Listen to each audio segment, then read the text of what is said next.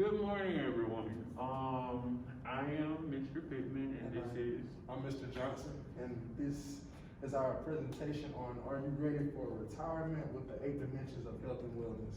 We're sorry that we couldn't do our TikTok video that we normally plan for you all, but I'm not great with TikTok, and so that was all on him. So we just decided to do a little YouTube video to make up for the TikTok. Yeah, so we hope you all enjoy. It's a lot of information, but not too much. So, all right. Emotional wellness. This is your ability to understand, accept ourselves, successfully cope, deal with challenges and obstacles life may bring. So, how you ask, how does this tie in retirement? Well, in retirement, your life starts to slow down. A lot of us are dealing with the loss of friends. You're not being able to do for yourself like how you want to, and other things like that. So you may develop depression. You may find ways to be stress-free, but most importantly, you want to be emotional stable as possible during this part of your life. Spiritual. One's ability to establish peace and harmony and to be fulfilled by aligning our values and spiritual beliefs with our everyday lives. So when you retire, you normally see that people attend church more often. It's more of your older generation. They attend Bible study more, they attend every church meeting, they're more involved in church because you're not working anymore. You gotta have something to do. So their spiritual aspect of their life gets more important until they take their very last breath. And the fun fact about spiritual in retirement is that during this time, you're strengthening your spiritual ties to whatever religious beliefs that you have.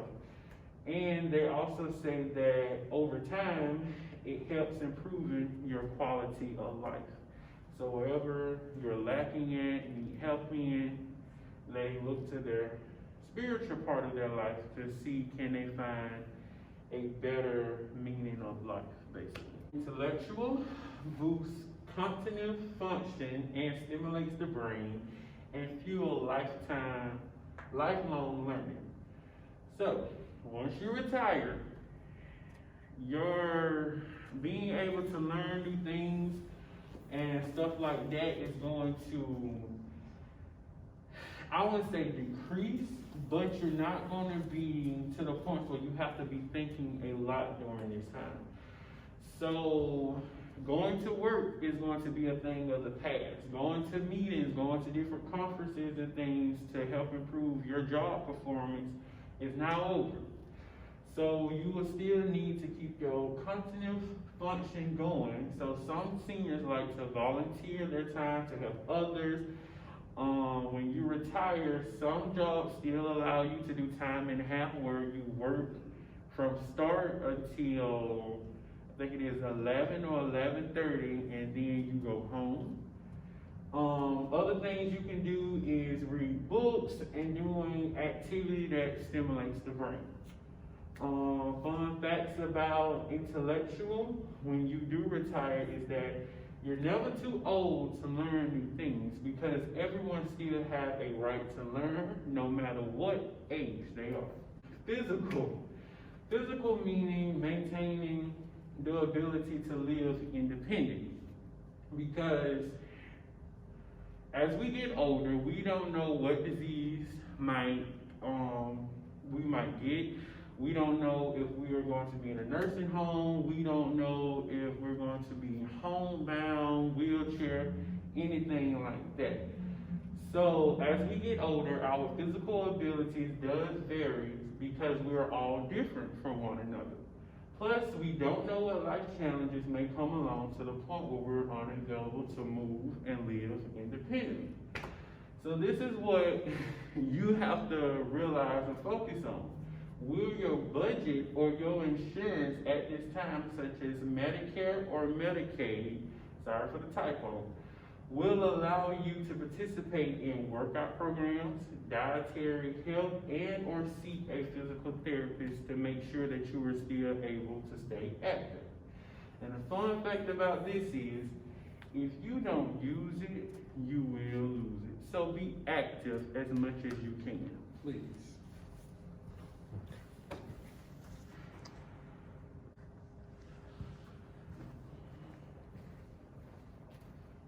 Okay, now we move on to environmental wellness. Okay, environmental wellness connects your overall well-being to the health of your environment. It's related to the surroundings you occupy. Your surroundings, both social and natural, can impact how you feel. So therefore, that you were saying? It was that, okay, if you're living in a poor environment and the houses are not so good, you got trash everywhere, a lot of homeless people and stuff like that. It's around you.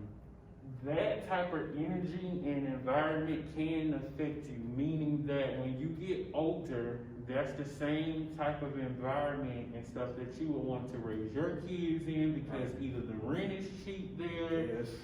you found some kind of way I wouldn't say it traumatized you, but that was your way of living, even though you might know other people that live on the north side of town, got beautiful homes and things like that, but that's not something that you are interested in. Right, correct.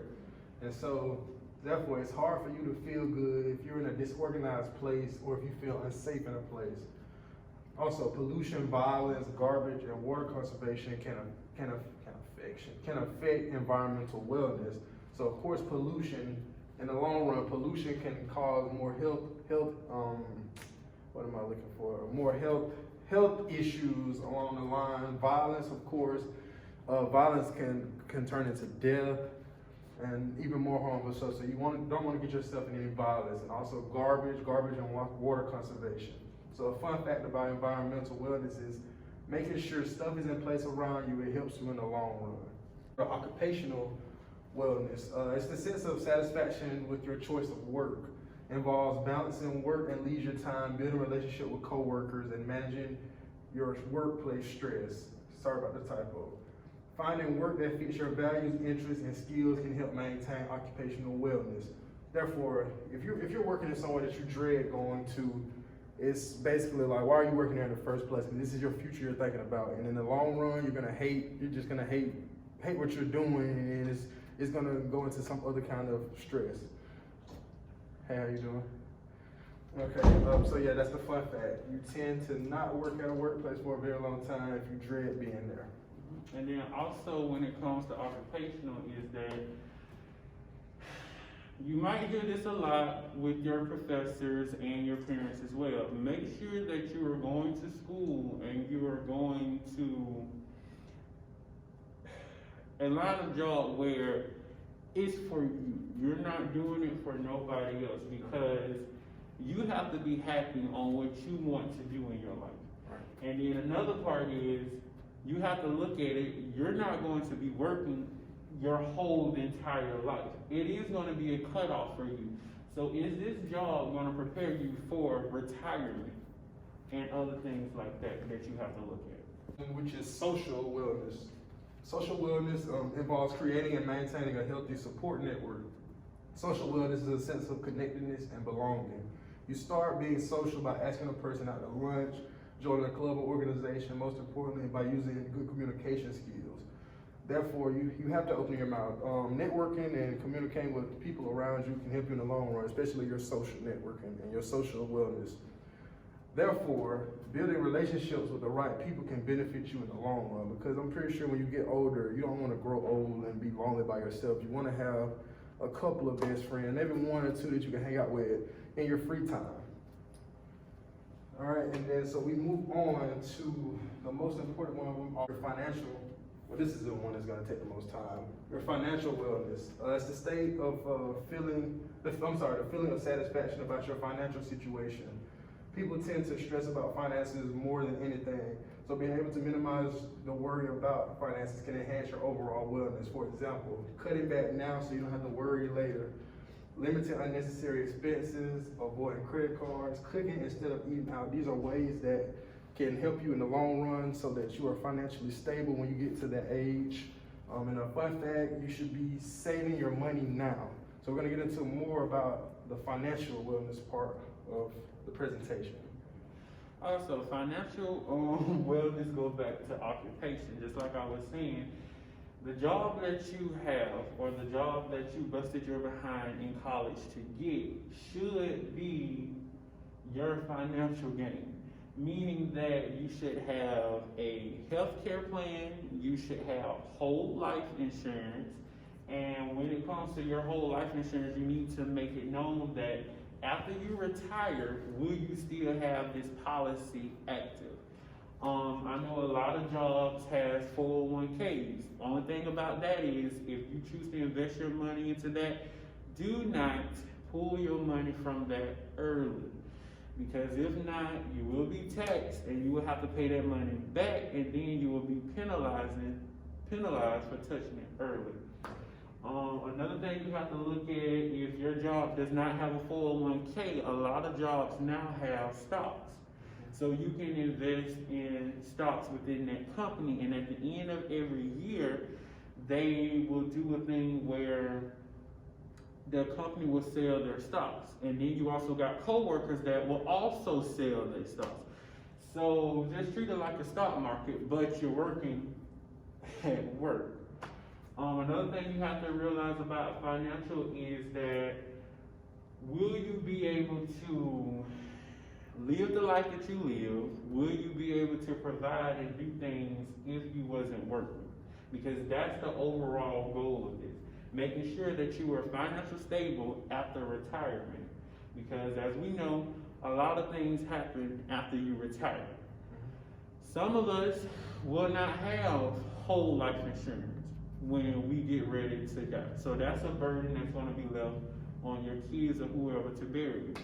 Another thing is credit cards. I know you probably getting a lot of them in the mail as of right now, but make sure before you apply for them, you read the fine print and you get all the information you need from that, or you can ask somebody that you know who has a credit card, and so forth and so forth.